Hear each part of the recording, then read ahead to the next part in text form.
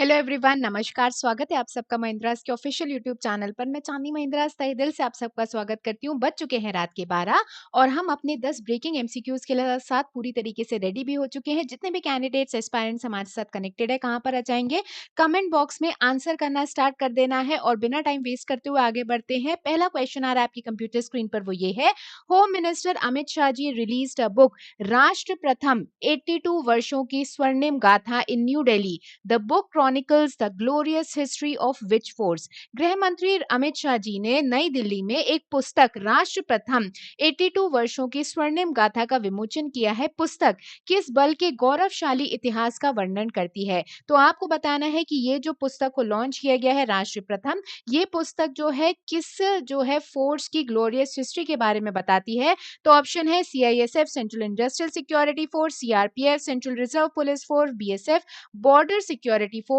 या फिर ITBP Indo Tibetan border police force. तो बिल्कुल अगर मैं बात करूं तो ये जो बुक है ये लॉन्च की गई है किसकी ग्लोरियस हिस्ट्री के बारे में बता रही है? सीआरपीएफ की। किसकी बता रही है? सीआरपीएफ की। तो आप स्क्रीन पर देख पा रहे हो कि होम मिनिस्टर अमित शाह जी ने राष्ट्र प्रथम वर्षों की स्वर्णिम गाथा नाम की जो बुक है वो लॉन्च की है। किसकी ग्लोरियस हिस्ट्री बता रही है? सीआरपीएफ की। और सीआरपीएफ को कब बनाया गया था? 1939 में बनाया गया था। कब बनाया गया था? 1939 में बनाया गया था।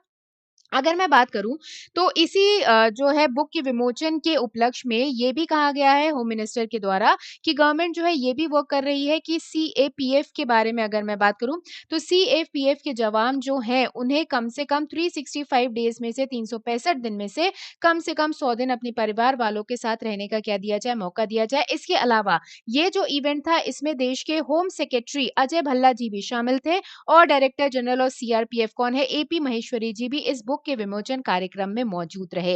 नेक्स्ट बढ़ रहे हैं अगले क्वेश्चन की तरफ। अगला क्वेश्चन आ रहा है स्क्रीन पर, एट विच स्टेट और union territory the union minister for environment forest and climate change Prakash Javadekar ji inaugurated the Atal Paryavaran Bhawan. केंद्रीय पर्यावरण वन और जलवायु परिवर्तन मंत्री प्रकाश जावड़ेकर जी ने किस राज्य केंद्र शासित प्रदेश में अटल पर्यावरण भवन का उद्घाटन किया है? तो अटल पर्यावरण भवन बनाया गया है और इसका उद्घाटन किया है किसने? प्रकाश जावड़ेकर जी ने। कहां पर? तो कहां पर विमोचन किया गया है भाई? लॉन्च किया गया है, इसका उद्घाटन किया गया है कहां पर? यूनियन टेरिटरी ऑफ लक्षद्वीप, जिसकी कैपिटल क्या है? कावरती है। अगर मैं बात करूं तो लक्षद्वीप जो है वो ग्रुप ऑफ आइलैंड्स है। आप कमेंट बॉक्स में लिखकर बताओगे कि लक्षद्वीप में टोटल कितने आइलैंड्स जो है वो लोकेटेड है। अगर हम बात करें तो आप स्क्रीन पर देख पा रहे हो, मरीन और वाइल्ड लाइफ को बचाना है कहां पर? लक्षद्वीप आइलैंड्स में। इस वजह से जो है यूनियन टेरिटरी ऑफ लक्षद्वीप के जो एडमिनिस्ट्रेटर की बात करें अगर हम, तो एडमिनिस्ट्रेटर की अगर हम बात करें प्रफुल्ल पटेल जी की, तो इन्होंने जो है इसका क्या किया है? इनॉग्रेशन किया है। अटल पर्यावरण भवन को क्या किया गया है? इनॉग्रेट किया गया। और चीफ गेस्ट के तौर पर कौन मौजूद रहे? प्रकाश जावड़ेकर जी क्या रहे? मौजूद रहे। नेक्स्ट बढ़ रहे हैं अगले क्वेश्चन की तरफ। अगला क्वेश्चन आ रहा है आपकी कंप्यूटर स्क्रीन पर, वो ये है, यस नेक्स्ट, ये जो है आप स्क्रीन पर देख पा रहे हो, प्रकाश जावड़ेकर जी ने अटल पर्यावरण भवन का क्या किया है? विमोचन किया है, उद्घाटन किया है कहां पर? लक्षद्वीप में। ये जो है विजिट पर रहे किसकी? कावरती की, मतलब लक्षद्वीप की कैपिटल की विजिट पर रहे। नेक्स्ट बढ़ रहे हैं अगले क्वेश्चन की तरफ। अगला क्वेश्चन आ रहा है स्क्रीन पर, the robo car name Tiger X1 is an ultimate mobility vehicle launched by which company? Tiger X1 नाम की एक रोबो कार किस कंपनी के द्वारा जो है लॉन्च की गई है? एक ये मल्टी मोबिलिटी व्हीकल है, मतलब अगर हम बात करें तो ये नॉर्मल पृथ्वी की सतह में भी चल पाएगी और आप देख रहे हो कि स्पेस की सतह में भी ये चल पाएगी और जो है ऐसे बहुत सारे जो है सर्फेसेस पे ये रन कर पाएगी जो अच्छी तरीके से सरफेस एरिया जो है उसमें क्या नहीं है? फ्लैट नहीं है, उसमें भी ये कार जो है वो रन कर पाएगी। अगर हम बात करें तो ये रोबो कार टाइगर X1 नाम की किसने बनाई है? तो बनाई किसने है भाई? ह्यूंडई मोटर ने बनाई है। किसने लॉन्च की है? ह्यूंडई मोटर ने लॉन्च की है। नेक्स्ट बढ़ रहे हैं अगले क्वेश्चन की तरफ। The name of the IPL team Kings 11 has been rebranded. What is the new name of the team? आपको बताना है कि किंग्स 11 पंजाब जो एक आईपीएल टीम है इसने अपना नाम बदला है और क्या नया नाम रखा गया है? लोगो भी बदला गया है और नाम भी बदला गया है। ऑप्शन है आपके पास Punjab Champions, Punjab Knights, Punjab Kings या फिर पंजाब वॉरियर। तो किंग्स 11 पंजाब ने अपना नाम बदल लिया है और नाम क्या रख लिया है भाई? नाम रख लिया है क्या? पंजाब किंग्स। और लोगो जिसमें पहले जो है यहाँ यहाँ दोनों जगह जो है आपको ये शेर दिखाई देता था, अब कहाँ पर दिखाई देगा? सिर्फ बीच में दिखाई दिखाई दे रहा है। नेक्स्ट पढ़ रहे हैं अगले क्वेश्चन की तरफ। World day of social justice is observed on 20th ऑफ February every year. What is the theme for this year? सामाजिक न्याय का विश्व दिवस हर साल 20 फरवरी को मनाया जाता है। इस वर्ष के लिए विषय क्या रहा है? तो 20th फरवरी को world day of social justice मनाया जाता है और इस बार की थीम दी गई है, वो दी गई है a call for social justice in the digital economy.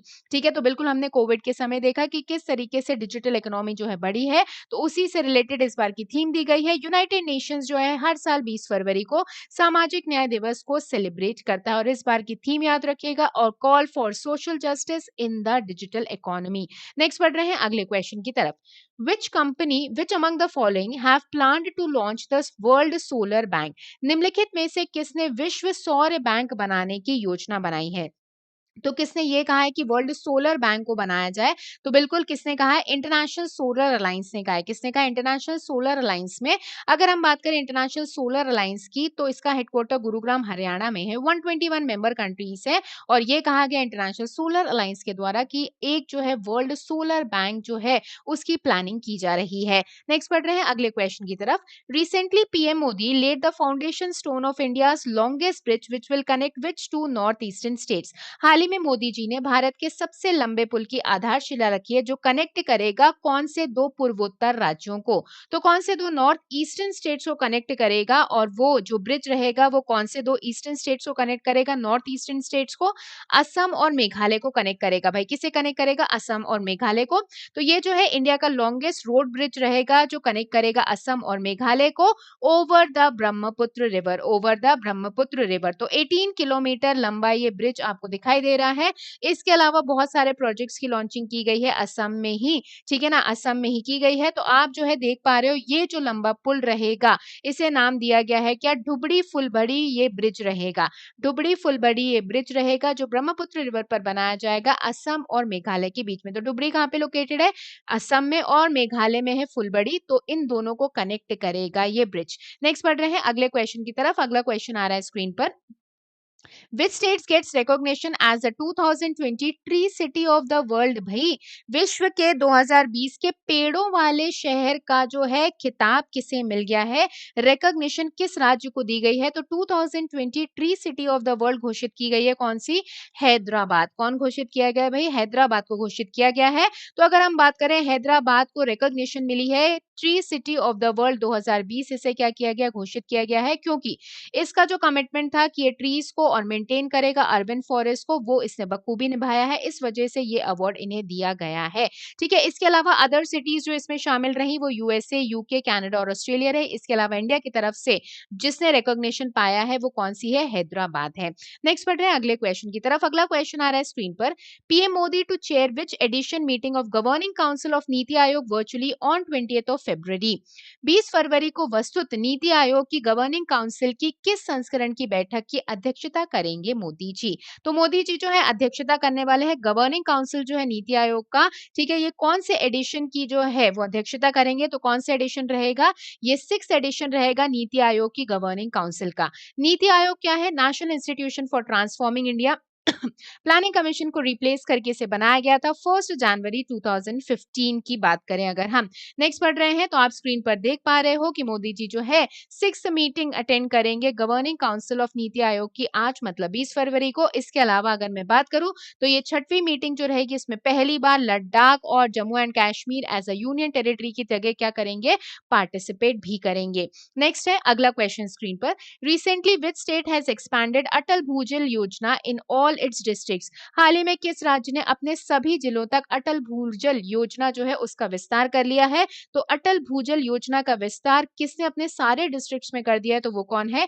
UP है भाई। कौन है? उत्तर प्रदेश है। तो अगर मैं बात करूं अटल भूजल योजना की तो ये जो है ग्राउंड के अंदर जो पानी पाया जाता है ग्राउंड वाटर मैनेजमेंट स्कीम है जिसे 95th birth anniversary Atal Bihari Vajpayee ji के उपलक्ष्य में 25 दिसंबर 2019 में क्या किया गया था? लॉन्च किया गया था।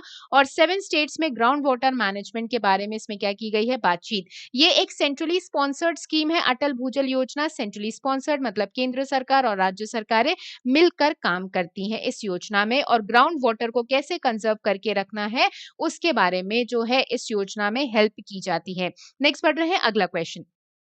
The Wildlife Crime Control Bureau WCCB has received the Asia Environmental Enforcement Award awarded by which international organization? Wild crime control bureau को किस अंतर्राष्ट्रीय संगठन द्वारा एशिया पर्यावरण पर्यटन पुरस्कार 2020 से सम्मानित किया गया है? तो एशिया एनवायरमेंटल एनफोर्समेंट अवार्ड 2020 का wild life crime control bureau को दिया गया है। किस ऑर्गेनाइजेशन के द्वारा यह अवार्ड दिया गया है? तो किसने दिया है भाई? यूनिप ने दिया है, यूनाइटेड नेशन एनवायरमेंट प्रोग्राम ने दिया है, जिसका हेडक्वार्टर कहां पर है? नायरोबी केनिया में लोकेटेड है। तो ये यूएन के अंदर काम करने वाली एक अंतरराष्ट्रीय संस्था है जिसने wild life crime control bureau को इस अवार्ड से नवाजा है, जिस तरीके से इसने एनवायरमेंट और वाइल्ड लाइफ को क्या किया है? बचाया है। नेक्स्ट बढ़ रहे हैं। तो कल का क्वेश्चन ये था कि रामचरितमानस जो है ये बुक किस लैंग्वेज में लिखी गई है? ये महाकाव्य कविता जो है किस लैंग्वेज में लिखा गया है? तो बिल्कुल सबने आंसर दे दिया था और बहुत सारी इंफॉर्मेशन भी शेयर कर दी गई थी। तो बिल्कुल सही आंसर क्या है? अवधी भाषा में इसे लिखा गया है। तो रामचरितमानस एक महाकाव्य कविता है जिसे अवधी भाषा में लिखा गया है। किसके द्वारा लिखा गया है? तुलसीदास जी के द्वारा लिखा गया है। ये सबने आंसर में बता दिया था। और आज का आपका क्वेश्चन है वो ये है, the British empire is rotten to the core, corrupt in every direction and tyrannical and mean. This statement was made by. British सरकार पूरी तरीके से सड़ चुका है, हर तरह से भ्रष्ट, हत्याचारी और हीन है। यह कथन किसके द्वारा दिया गया था? तो आपको बताना है कि ये स्टेटमेंट जो है किसने कहा था। ऑप्शन आपके पास sister Nivedita, Savitribai Phule, Annie Besant या फिर बाल गंगाधर तिलक जी।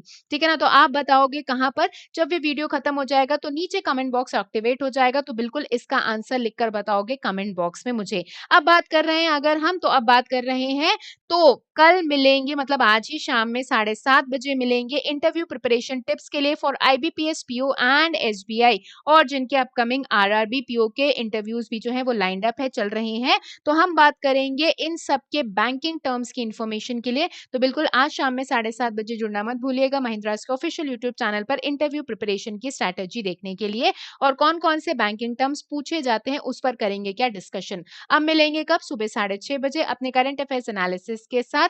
तब तक के लिए आज के सेशन को यहीं पे एंड करते हैं। जितने भी कैंडिडेट्स हमारे साथ कनेक्टेड थे, अगर अभी भी चैनल को सब्सक्राइब नहीं किया है तो चैनल को सब्सक्राइब करना ना भूलें भाई। जाते जाते लाइक बटन दबाते जाइएगा। Thank you very much to everyone. अपने अपने परिवार का खूब ध्यान रखिएगा, बढ़िया से हंसते हंसते पढ़ाई करते रहिएगा, अच्छी नींद लीजिएगा। Bye bye guys, good night, जय हिंद।